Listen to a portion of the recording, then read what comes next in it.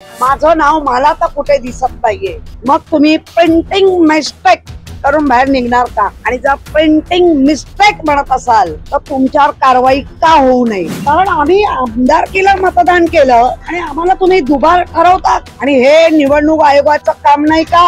आता तर निवडणूक आयोगाने जे बाजू घेत होते त्यांच्या खाडखडीत ओवाडीत मान.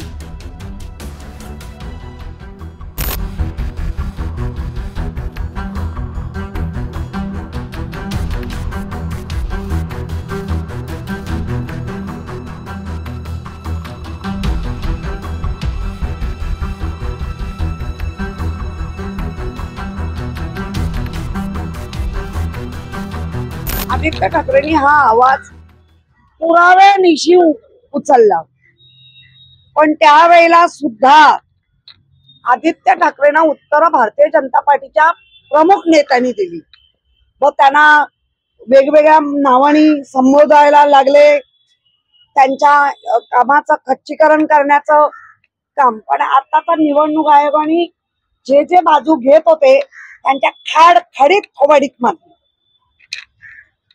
कारण आम्ही आमदारकीला मतदान केलं आणि आम्हाला तुम्ही दुबार ठरवतात, म्हणजे नक्की कुठे बसून बोलतेय?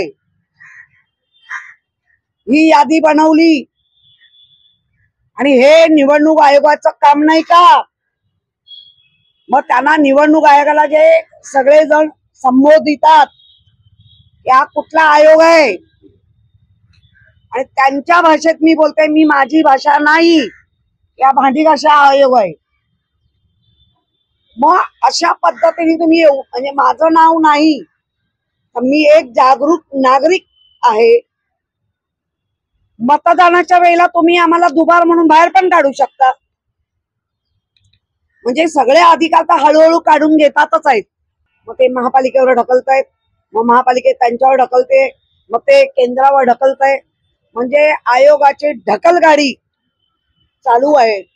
आणि हा आयोग ठरवणार या देशाचे आम्ही नागरिक आहोत की नाही, हा आयोग ठरवणार की आम्ही मतदान करायचं की नाही. अशा आयोगाचा मी धिक्कार करते. तुम्ही सांगा की तुमच्या नावासमोर स्टार आहे, म्हणजे तुम्ही दुबार मतदार आहात. आता तुम्हाला हमीपत्र सुद्धा द्यायचं आहे. मी काल जाऊन फॉर्म भरला.